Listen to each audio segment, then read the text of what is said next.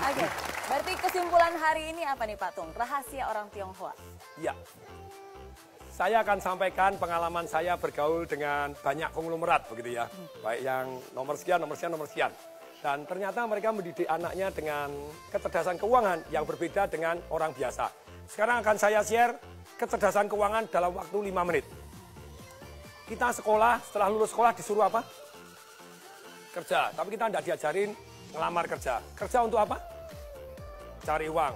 Tapi kita tidak diajarin cara cari uang dan kecerdasan keuangan. Bahkan kecerdasan keuangan itu ternyata lebih tabu dibanding kecerdasan seksual. Kecerdasan seksual kelas 3 SD diajarin. Kecerdasan keuangan sampai S3 juga tidak diajarkan.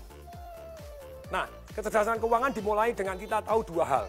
Satu, kita tahu yang namanya pendapatan dan pengeluaran. Sangat sederhana. Income sama spending. Yang namanya pendapatan itu ada 3. Satu, active income. Yang kedua, passive income. Yang ketiga, portfolio income. Active income ada 3.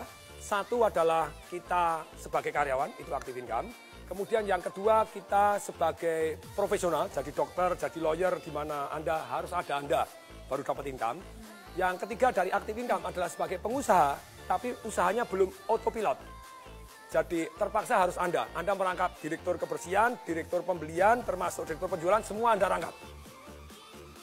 Bisnis tidak jalan tanpa Anda, itu berarti active income. Nah yang kedua adalah passive income, tidur pun dapat uang.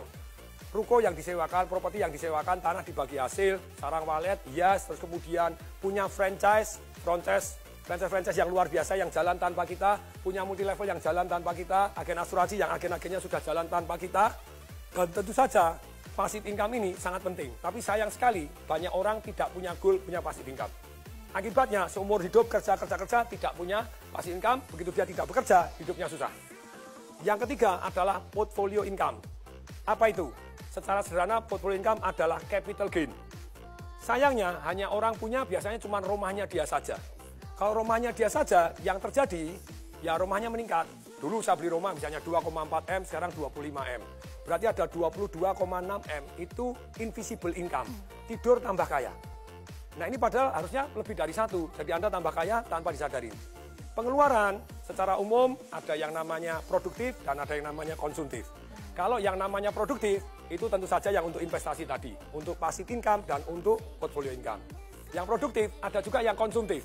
Ada juga yang kesannya konsumtif, sebetulnya produktif. 3 pengeluaran yang kesannya konsumtif tapi produktif. 1, yaitu pengeluaran untuk belajar. Yang kedua, pengeluaran untuk bergaul dengan orang-orang kaya untuk belajar. Bukan dunia jeleknya, Anda pelajarin dunia positifnya.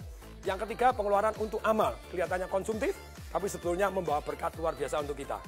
Nah, pengeluaran ini juga, ini namanya ada 3 jenis nih. Kalau yang di luar 2 tadi, produktif, konsumtif. Sekarang pengeluaran ada 3. 1 yang namanya langsung habis. Apa itu yang termasuk langsung habis? Saya ngajar anak-anak umur 12 sampai 21 tahun. Sekian ratus anak datang, saya tanya, kalau kamu tak kasih duit 50 juta, beli apa? Ada yang nulis, sepatu 24 juta. Sepatu apa 24 juta? Dia nyebutkan merek tertentu, Pak Tong ketinggalan. Keren Pak Tong, itu pengeluaran langsung hilang. 3 tahun kemudian dijual sepatunya laku nggak? Langsung habis. Anda makan, Anda beli baju, beli apa itu langsung hilang, pengeluaran langsung hilang. Jadi konsumtif langsung hilang. Yang kedua, passive spending. Apa itu passive spending? Anda langganan macam-macam gitu ya, yang tidak Anda pakai, termasuk karyawan tidak produktif, kemudian Anda beli mobil yang sebetulnya tidak harus, setiap bulan harus keluar, bensin keluar. Ini semuanya passive spending, tidur pun tetap harus Anda keluar. Ini berat, saya sangat menghindari ini. Kemudian yang ketiga, itu adalah invisible spending. Tidur pun Anda dirampok tanpa Anda tahu. Contohnya, harga mobil. Saya dulu beli mobil 2009 Mercy S-Class 1850, 1.850.000. Begitu tahun lalu saya jual 350. Hilang 1,5 M. Untungnya saya belinya pakai passive income, jadi aman. Jadi gini, pelajarannya adalah begini.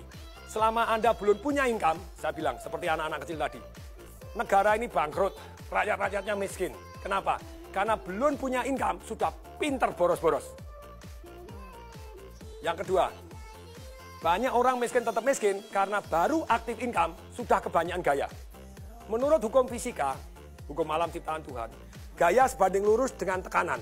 Kalau hidup Anda kebanyakan tekanan, berarti kebanyakan gaya.